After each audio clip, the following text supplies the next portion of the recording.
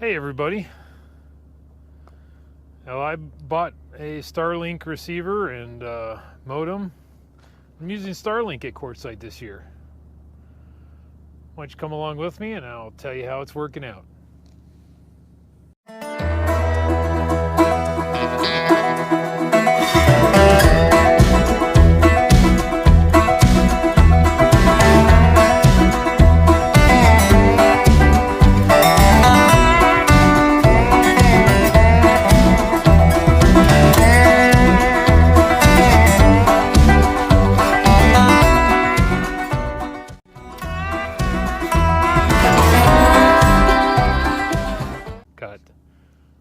I have Starlink this year, and as you've noticed the last couple videos I've uploaded in 4K.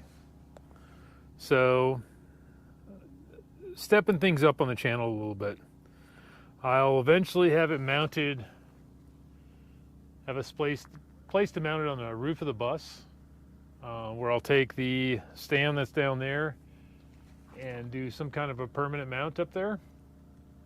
I do have a pole that I can erect that'll go up 25 feet in order to get it out of the trees or foliage. I said once they got Starlink reliable, and I believe it is now. I've seen one outage in my whole trip out here. It was for 20 minutes one day, and it was a software update, and it was worldwide, from what I understand. But 20 minutes is not a big deal to me. That's the longest outage I've heard of. You know, a minute here, 30 seconds here, but I've gone entire days with no outages, no slowdown service.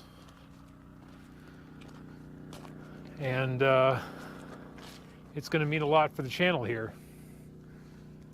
As you can see, I did get some work done on the bus, getting it prepped, but you can see where I'm at. There's other people out here using Starlink this year in La Posta South. I've seen 3 or 4 other dishes set up. My friend, she works as a digital nomad, so she has been testing it out for me as well. And I'll show you right here. Here's her setup. She's got a laptop, monitor running, modem, docking station. Quite the setup. And with the solar system,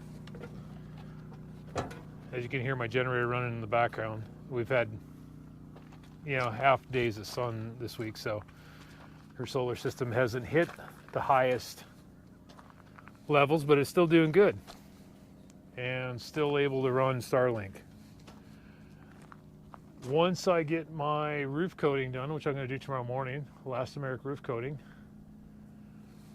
I will be mounting that up there, so it'll no longer be on the ground right here. The modem will have more of a permanent mount than just in the window right here.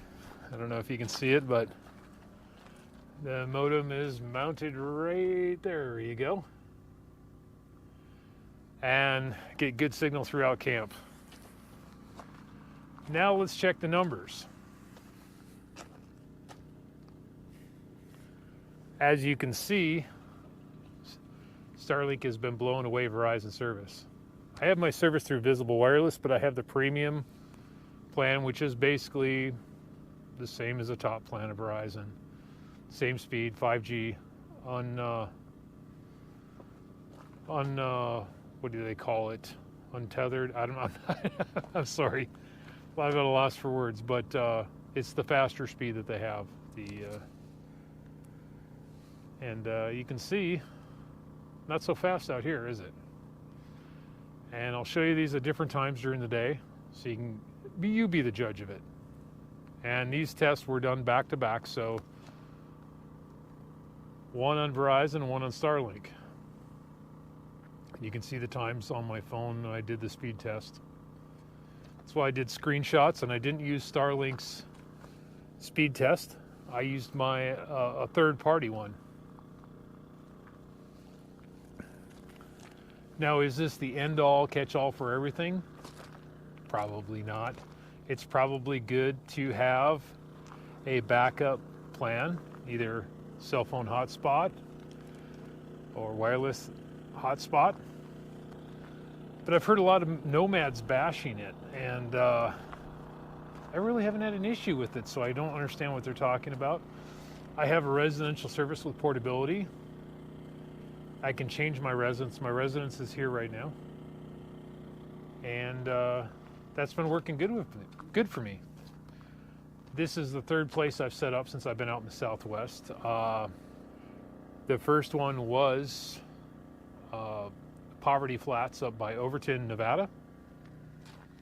The second place is up by Bullhead City, a place you've seen me do videos of, and Telephone Cove. It's the best service I've ever had at Telephone Cove. I did have it kind of set up more of a portable application. I used my Bluetti to power it. Stay, Sophie. She saw another pup. I did use my Bluetti to power it and set it up on the back of my Avalanche over there. It's got a bed cover, and I set it up on the bed cover. And that worked great. It kept it out of the way. So I guess my feelings on Starlink so far out here at Quartzsite is it's a go. Now we do have about 4 weeks till the big show. There's a lot of RVers out here already. We'll see how it does in the height of the show. And do my best to continue bringing you 4K video this year, where I've only uploaded in 1080p in the past. I'm excited that I can bring you a higher quality this year. I'm excited about the build. I'm excited about all the new subscribers coming on board. Thank you very much. I appreciate all your support. There's some exciting things for me, at least. I hope they're exciting for you too in the future. I am going to do a 2-year review, or a 1-year review on my Bluetti. Let you know how things are going with that. I'll be doing a solar installation. I'll be doing diesel heater installation. Kind of how-tos, but don't do it my way because my way's not right. Okay, but what else do I got to say about Starlink? Oh, if you're going to get Starlink and you're going to be in the desert, right here is the cable that connects it. This is the weak point in Starlink. You go on any of the forums, they'll tell you the connections on this. I never disconnected this at all because I do not want to break the micro USB connections. And here's your cable. I bought a second cable just because there are pack rats in the desert. They want to go chewing on that cable, and I've heard it happening before, so I don't want that to happen to me and be stranded waiting for a cable in the mail. So I've got a second cable. I only got the 75-foot one. They do make a 150-foot one. So if you need a little longer cable, there you go. If you have any questions about Starlink I can answer, I will do my best to do that. If not, I'll find the answer for it. Thank you all for supporting the channel. Please remember to like, share, and subscribe, and I'll see you in the next one. Thank you.